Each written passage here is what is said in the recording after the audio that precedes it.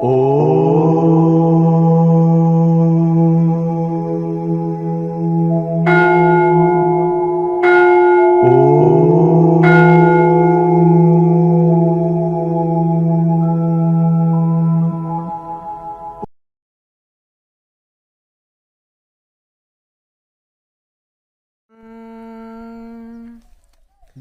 స్వరూపులైన KMC channel ప్రేక్షకులకి నమస్కారము.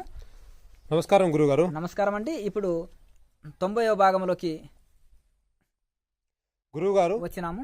గురువుగారు, యోగులు వారి పాదాలు ఎందుకు తాకనీయరు? అంటే ఒకటేంటంటే వాళ్ళ శరీరం ఏంటంటే చిన్న పిల్లలు ఉన్న ఇంట్లోకి కాళ్ళు కడుక్కొని వెళ్ళండి, బయట తిరిగి వచ్చినప్పుడు లోపలికి వెళ్ళొద్దు. చిన్నపిల్లలు ఉన్నప్పుడు నానా రకాల జాగ్రత్తలు తీసుకుంటారు. పల్లెటూర్లలో వచ్చి చూడండి, అప్పుడే కవల పిల్లలు ఒక వారము నెల కింద పుట్టిన పిల్లలు ఉన్న ఇంట్లోకి ఎవరిని పడితే వాళ్ళని రానివ్వరు, వాళ్ళని ఎవరిని పడితే వాళ్ళని తాకనివ్వరు. కొంతమంది పట్టుకుంటే ఏడుస్తారు. అట్లా యోగుల శరీరము కూడా చిన్నపిల్లలది ఎంత పవిత్రమో, ఎంత సున్నితమో, ఎంత సుకుమారమో, అలాగే యోగుల శరీరము కూడా అంత సున్నితము, అంత సుకుమారము, అంత ఇది. బయట తిరిగి వచ్చినప్పుడు ఏదైనా క్రిములు అవి ఉంటాయి, అవి వాళ్ళకు చాలా హాని. అంటే సున్నితం వాళ్ళ శరీరము. చిన్నపిల్లలది ఎండ తట్టుకోదు, వాన తట్టుకోదు, ఆకలి తట్టుకోదు, దూప తట్టుకోదు. ఏదైనా వచ్చి చీమలు గట్టి కుట్టినా ఏడుస్తారు, ఆకలైనా ఏడుస్తారు. బాలనాం రోదనం బలం, ఏడుపుతోటి అన్ని పనులు చేయించుకుంటారు. సున్నితమైన శరీరం పిల్లల్ని. అలా యోగులు కూడా వాళ్ళ పరమ పవిత్రము. ఎవరు పడితే వాళ్ళు తాకితే కొంత శరీరంలో మంటలు వచ్చే అవకాశాలు ఉంటుంది. ఇంకొకటి వాళ్ళు అపవిత్రంగా రావచ్చు. ఇంకొకటి ఒకరిని తాకనిచ్చి ఒకరిని తాకనీయకపోతే అది ఒక మన భేదభావం ఉంటుంది. కానీ ఇప్పుడు కూడా ఉన్నారులే, నేను ఎవరిని పాదాలు తాకని, ₹1,00,000 ఇచ్చిన వాళ్ళనే ముట్టనిస్తా అనేది అది ఒకటి. ఇది కూడా ప్యాషన్ అయిపోయింది. అట్లా అది కాదు. నిజంగా కూడా ఎవరిని తాకనీయకపోతే ఎవరిని తాకనిస్తావా అందరినీ తాకనివ్వచ్చు. నిజంగా పెద్దగా పాద పూజలు, తులాభారాలు నిజమైన ఋషులు పొందరు. గురు బ్రహ్మ, గురు విష్ణు, గురుదేవ మహేశ్వర అనేది ఒక ఋషులకు వర్తిస్తుంది. ఇప్పుడు కార్పొరేట్ వాళ్ళు ఏం చేస్తున్నారంటే ఇది వీళ్ళకి అన్వయించుకున్నారు. నిజమైన ఋషులు అవమానాలు, కష్టాలు, దుఃఖాలు పొందుతుంటే వీళ్ళేమో రాజభోగాలు అనుభవిస్తూ వీళ్ళు ఇది ఉంటున్నారు. పాద పూజలు, తులాభారాలు, ఆడంబరాలు, హట్టహాసాలు. కనుక ఒక ఋషి సాదాసీదాగా ఉంటాడు. పాద పూజలు అవిని కోరుకోడు, తులాభారాలు సన్మానాలు కోరుకోడు, అవమానాన్ని అమృతంలాగా స్వీకరిస్తాడు, అలాగే సన్మానాన్ని విషంలాగా తృణీకరిస్తాడు. బయట ఇదే ప్రోగ్రామ్స్ కూడా పెద్దగా ఇష్టపడడు, తనలో తాను ఉంటాడు. మళ్ళీ లోకసేవ చేస్తుంటారు. రామకృష్ణ పరమహంస ఎక్కువ సభలకు కార్యక్రమాలకు పోకపోయేది. రమణ మహర్షి ఇట్లా తనకు వచ్చిన వాళ్ళకంతా బోధ చేసేవాళ్ళు, ఉపదేశాలు ఇచ్చేవాళ్ళు, ఆధ్యాత్మికంగా నడిపించేవాళ్ళు. అట్లా ఒక పద్ధతి ఉంటుంది. బయట తిరిగి ప్రచారం చేసేవాళ్ళు ఒక ఋషులు, వాళ్ళది ఒక పద్ధతి ఉంటుంది. కానీ ఏదేమైనా కొంతకాలం తపస్సు చేసిన తర్వాతనే ఈ ప్రచారంలోకి రావాలి. అయితే యోగులు ఏంటంటే పెద్దగా ఇష్టం ఉండదు. వాళ్ళు నీలో ఉండేది ఒకటే చైతన్యం కదా. సామాన్యులు ఏమంటారు, వాళ్ళ పాదాలను తాకితే మాకేదో శుభాలు జరుగుతాయి, ఏదో ఇదని భక్తి గౌరవం భావనతో వస్తుంది. వంగి నమస్కారాలు కాదు, హృదయంలో పెట్టుకో. నీకు ఆడికి వెళ్ళినప్పుడు కోరిక నెరవేర్చకపోతే ఇక్కడ పోతే ఏం కాలేదని మళ్ళీ దూషించిపోతావు. ఇవాళ పొగిడిన నోరే రేపు దూషిస్తావు. కనుక నీ పొగడతలు అక్కర్లేదు, నువ్వు దూషణలు మాకు అక్కర్లేదు, రెండు నువ్వే తీసుకొని వెళ్ళంటారు. అలా కనుక ఒకటి మనసులో పెట్టుకో అంటారు. బయటికి ప్రదర్శన ఇవ్వవలసిన అవసరం లేదు. అట్లా చాలామంది అతి వినయంగా కనిపిస్తారు, లోపల ఇంకొకటి పెట్టుకుంటారు. లోపల సద్భావన ఉండదు ఆ యోగి మీద, కానీ అతి వినయం చూపిస్తాడు. అతి వినయం ధూర్త లక్షణం, చెడ్డవాని లక్షణం అంటారు. అతి వినయం అంటే ఏదో అవసరం ఉండి నువ్వు అతి వినయం చూపుతున్నావని దాని అర్థం అంట, శాస్త్రం చెప్తుంది. కనుక ఏదైనా ఎంత ఉండాలనో అంత అన్నమాట. కనుక వాళ్ళు యోగులు ఏమిటంటే, మరి ఒక ఆయన కాలు మొక్కిన ఆయన మీద గౌరవం వచ్చే కాలు మొక్కలేదని ఇతనికి అహంకారం వచ్చిందని భేదభావం వస్తుందని, అట్లా అది కూడా ఒక రకం. కొంతమంది ఏంటంటే అప్పుడప్పుడే స్టార్టింగ్లో ఉండే యోగి ఉన్నాడు, ఇంకా పరిపక్వత కాలే ఆ యోగిలో. కాలు మొక్కిన ఈయనలో అహంకారం లేదు కదా అని ఇతని మీద ప్రేమ కలగొచ్చు. కాలు మొక్కని వాడి మీద ఎంత అహంకారం ఇతనికి, నా పాదాలు మొక్కలే, ఇంతమంది మొక్కిండి ఇతనే మొక్కలేదనే మళ్ళీ అది కూడా ఒక ఇది చండాలమైన అహంకారము వచ్చే అవకాశాలు ఉంటుంది. కనుక అటువంటిది ఏదేమైనా వాళ్ళు పాద పూజలు అదే ఉంటారు. హృదయంలో పెట్టుకో, గురుభక్తి ఉన్న ఎవరు సాధువులు అంటే గౌరవం ఉన్న మనసులో పెట్టుకుని ఆయన అని అంటారు. పెద్దగా ఇష్టపడరండి వాళ్ళు. గురువుగారు, అన్ని ధర్మాలలోకెల్లా మహాధర్మం ఏది? ఎవరి ధర్మాలు వాళ్ళు ఆచరించడమే అండి. అయితే మహాధర్మం అంటే ఆత్మధర్మం. ఇప్పుడు ఒక అతను నది దాడుతున్నాడు, నెత్తి మీద ధనం ముట్ట పెట్టుకున్నాడు, వీపు మీద అదే భుజం మీద కొడుకుని ఎక్కించుకున్నాడు, పొట్టి భార్య అతన్ని చేతి పట్టుకున్నాడు భార్యది. అయితే బాగా వాగు దాడుతుంటే విపరీతమైన నది వరద వస్తుంది. వరద రావడం వలన ఏం చేసేసాడంటే ఇక కుమారుడు భుజం మీద ఉన్నాడు కదా, పొట్టి భార్య కాబట్టి కొన్ని నీళ్ళలో మునిగిపోతుంది, ఏమండి రక్షించండి అంటే నేను కొట్టుకొని పోతా కదా అని భార్య చేయి కూడా వదిలిపెట్టాడు. ఆమె కొట్టుకొని పోయింది, ఇంకో పెళ్లి చేసుకోవచ్చు బ్రతికుంటే అనుకున్నాడు. ఇంకా ముందుకు వెళ్తుంటే భుజం మీద ఉన్న కుమారుడు కదా, ఒక చేత ధనం మూట పట్టుకున్నాడు, ఒక చేత కుమారుడిని పట్టుకున్నాడు కదా, పట్టుకొని భుజం మీద ఉన్నవాడిని పోతే ఈ కుమారుడు పోతే ఇంకొకటి కానీ వచ్చని వాడిని కూడా వదిలిపెట్టాడంట. ఇంకా వరద ఎక్కువ వచ్చినాక ధనం మూట ఈదాలేగా తప్పదు, ఈ ధనం పోతే ఇంకా సంపాదించుకుంటాను, నేను మళ్ళీ సంపాదించుకోవచ్చు, పోతే పోని విధవధనం అని దాన్ని కూడా వదిలేశాడు. అంటే తన మీద తనకే ప్రీతి ఎక్కువ, అంటే తన ఆత్మ అంటే తనకు ప్రీతి, ఇక్కడ ఆత్మ ప్రీతి. ఇదే యజ్ఞవల్కుడు చెప్తాడు, ఎవరు భార్య భర్త మీద ప్రేమతో చేసుకుంటలేదు, తన సౌకర్యం కోసము తన సుఖం కోసము భర్తను చేసుకుంటుంది, తన సుఖం కోసము తన సౌకర్యం ముసలితనంలో నాకు సేవ చేస్తారని పిల్లలు అంటున్నారు. ఎవరు స్వార్థం కోసం వాళ్ళు దగ్గర అవుతారే తప్ప వాళ్ళకేదో ఒరగబెట్టాలని మనమేమో వీళ్ళు లేని బతకలేరండి, వాళ్ళు లేని బతకలేరండి, మా ఫ్యామిలీ నేను లేని ఒక్కరోజు ఉండలేరండి.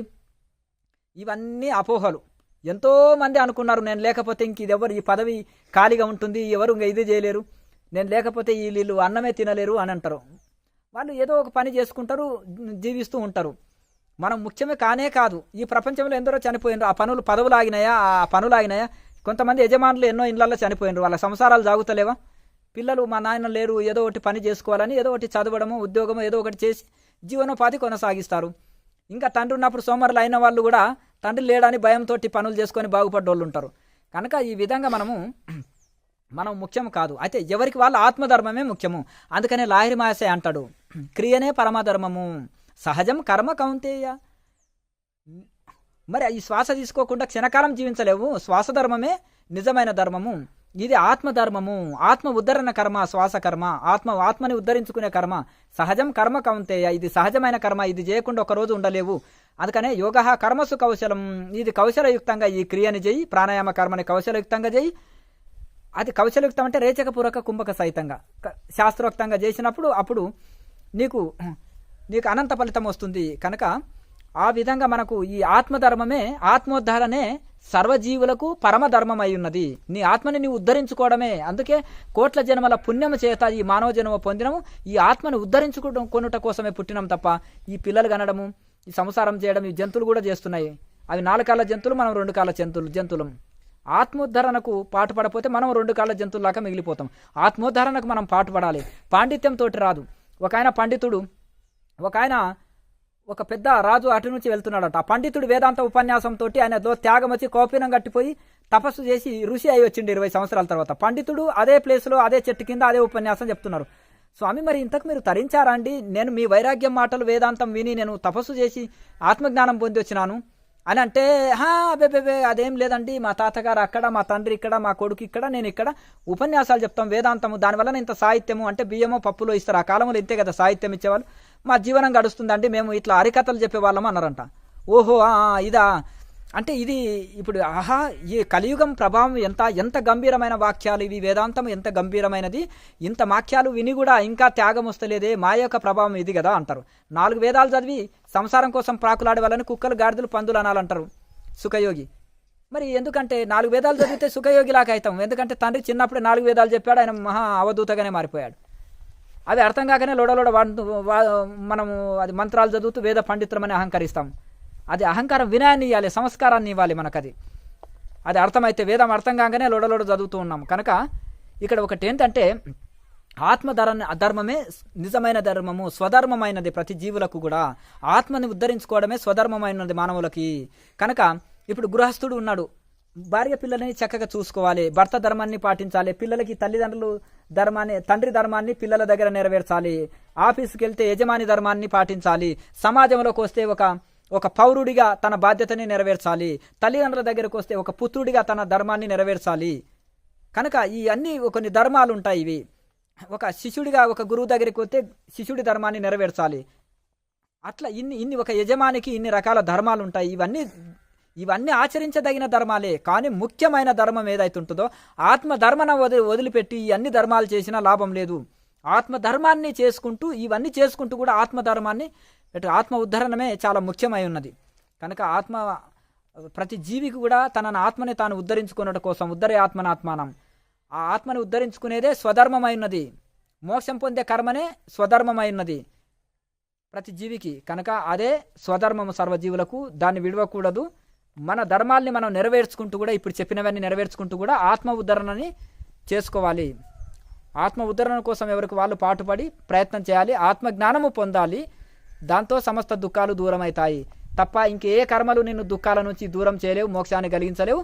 కేవలం ఆత్మ ఉద్ధరణ కర్మ, ఈ స్వధర్మము, ఆత్మను ఉద్ధరించుకునే కర్మనే స్వధర్మము.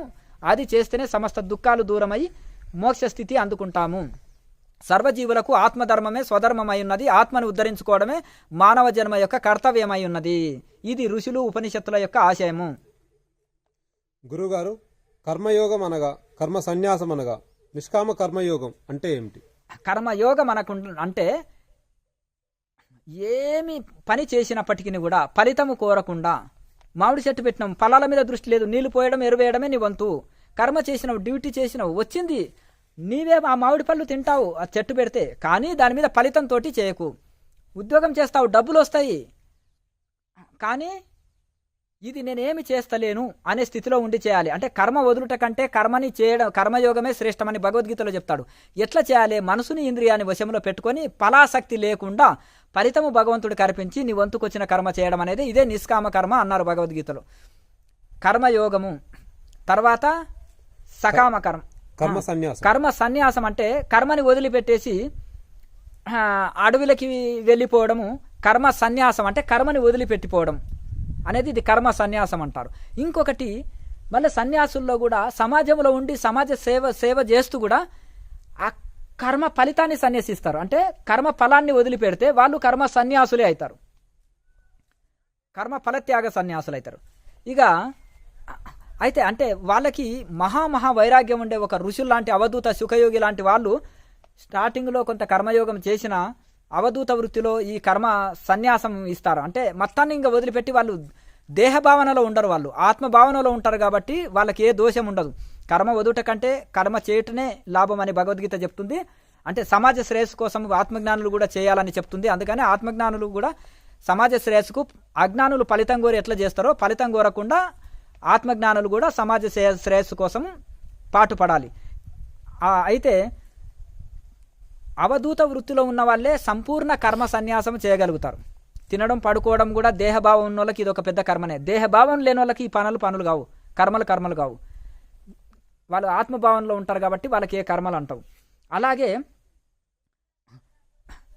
కర్మ యోగము అంటే అన్ని పనులు చేస్తూ ఫలాసక్తి వదిలి చేయడమే కర్మయోగము. అయితే ఈ కర్మల మీద కానీ కర్మ ఫలాల మీద కూడా ధ్యాస లేకుండా భగవత్ ధ్యాసలో ఉండిపోయి అతీత స్థితిలో ఉండడము ఇది కర్మ త్యాగము. అంటే కర్మ త్యాగం వాళ్ళకి తెలియకుండానే గడిచిపోతుంది. అయితే మధ్యలోనే కర్మల్ని బలవంతంగా వదిలిపెట్టి అరణ్యాలకు వెళ్ళినా కానీ తిని పడుకోవడం, అన్ని పనులు చేయడం ఇవన్నీ కూడా కర్మ కిందికే వస్తుంది. కనుక ఏదైతే శ్వాస తీసుకొని వదలడమే కర్మ. నిజమైన నిష్కర్మ స్థితి, కర్మ లేని స్థితి ఏదయ్యా అంటే శ్వాస నిశ్చలమైన స్థితి. అక్కడ ఇంద్రియాలు, గుండె, శ్వాస, నాడి ఇవన్నీ ఆగిపోతాయి కనుక ఇంద్రియ అతీత స్థితి, కర్మ అతీత స్థితి, క్రియా అతీత స్థితి అక్కడ లభిస్తుంది. క్రియాతీత స్థితి, నిష్క్రియ స్థితి అంటాడు లాయర్ మహాశయ. కనుక నిష్క్రియ స్థితి అప్పుడు సంపూర్ణంగా అన్ని క్రియలు ఆగిపోతాయి. అదే నిష్క్రియ స్థితి, అదే నిర్వికల్ప సమాధి స్థితి. అక్కడే సంపూర్ణ కర్మలు ఆగిపోతాయి. అదే నిజమైన కర్మ సన్యాసము. అప్పటి వరకు చేసేదంటే నిజమైన కర్మ సన్యాసము. నిర్వికల్ప సమాధికి లోపల ఎవరికి లభించదు. అది నిర్వికల్ప సమాధి పొందిన బ్రహ్మజ్ఞానే నిస్వార్థ సేవ చేయగలుగుతాడు, ఫలితం కోరకుండా చేస్తాడు, బ్రహ్మభావనలో ఎల్లవేళలో ఉంటాడు, సమస్తం చేసి కూడా ఏమి చేయనివాడే ఉంటాడు. కనుక ఆ నిష్క్రియ స్థితిని సంపూర్ణంగా అందుకొనగలుగుతాడు. నిష్కామ కర్మయోగంలో అంటే కర్మ సన్యాసంలో ఉండగలుగుతాడు ఒక బ్రహ్మజ్ఞాని మాత్రమే. మిగతా వాళ్ళు నిష్కామ కర్మ అందరూ ఆచరించదగిందే. సాధువులు, సత్పురుషులు కానీ గృహస్థులు కానీ అని తేడా లేకుండా అన్ని కార్యాలు చేస్తూ ఫలం వదిలి చేస్తుండాలి. కర్మ అంటే కర్మయోగము, కర్మ సన్యాసము, నిష్కామ కర్మ. అయితే నిష్కామ కర్మ అంటే ఫలితం కోరకుండా చేయాలి.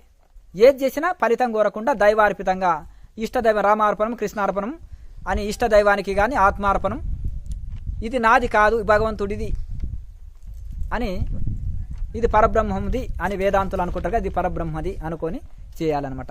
అదే నాది అనుకుంటేనే మోహం ఏర్పడుతుంది, నాది అనుకుంటేనే సుఖ దుఃఖాలు, లాభ నష్టాలు బాధిస్తాయి మనని. నాదేది లేదు భగవంతుడిది అనుకుంటే సుఖ దుఃఖాలు, లాభ నష్టాలు మనల్ని బాధించవు, హ్యాపీగా ఉంటాం. కనుక ఈ యొక్క ఫలితం కోరకుండా చేయాలి నిష్కామ కర్మ. అలాగే కర్మయోగం అన్నా నిష్కామ కర్మ అన్నా ఒకటే ఇంతెంచుమించు. రెండు ఒకటే. ఇక కర్మ సన్యాసం అంటేనేమో అన్నిటిని వదిలిపెట్టేసి ఉండడం అనేది అది కర్మ సన్యాసం అంటారు. కర్మయోగమే ఈ సమాజానికి శ్రేష్టమైంది. గురుగారు, ఆత్మకి పరమాత్మకి తేడా ఏమి? అంటే ఆత్మ అంటే ఈ యొక్క చెంబులో నీళ్లు, పరమాత్మ అంటే సముద్రంలో నీళ్లు. ఈ చెంబులో నీళ్లు సముద్రంలో పోస్తే ఇది అవుతుంది. పెద్ద సున్నా పరమాత్మ అయితే చిన్న సున్నా, అందులోనే మరి ఒక చిన్న సున్నా గీసి ఇది జీవాత్మ అంటాడు వివేకానంద స్వామి. కనుక పెద్ద ఓలు పరమాత్మ, చిన్న ఓలు అంటే ఈ యొక్క జీవాత్మ. కనుక ఈ విధంగా ఇప్పుడు అగ్ని మిరుగులు ఉన్నాయి, అగ్ని కంటే అగ్ని మిరుగులు వేరు కావు. అలాగే మనము ఒక నీటి బిందువు సముద్రానికంటే వేరు కాదు. అవి నీళ్ళే, ఇవి నీళ్ళే. సముద్రం నీళ్ళే ఆవిరై మళ్ళీ మేఘాల రూపంలో వర్ష రూపంలో వచ్చినాయి. ఇందులో మనము కొత్తలనే అనేకమైన సందేహాలు ఉంటాయి. సాధన చేయగా స్వయం ఆత్మానుభూతి పొందిన దాకా డౌట్లు క్లియర్ కావు. సాధన అర్థమైతేనే కానీ, సాధన కుదిరితేనే కానీ వేదాంతము ఉపనిషత్తులు అర్థమవుతాయి. ఉపనిషత్తులు అర్థమైతేనే కానీ సాధన కుదురుతుంది. రైట్ వెళ్తున్నామా రాంగ్ వెళ్తున్నామా అని. కనుక వీటికి రెండింటికి, శాస్త్రానికి సాధనకి లింక్ ఉంటుంది. అగ్నికి గాలి తోడైతే బాగా మండినట్టుగా శాస్త్రము తోడైతే సందేహాలు తీర్చుకుంటే ఇంకా ముందుకు వెళ్ళగలుగుతాం మనం. లోకా సమస్త సుఖినో భవంతు. ఓం.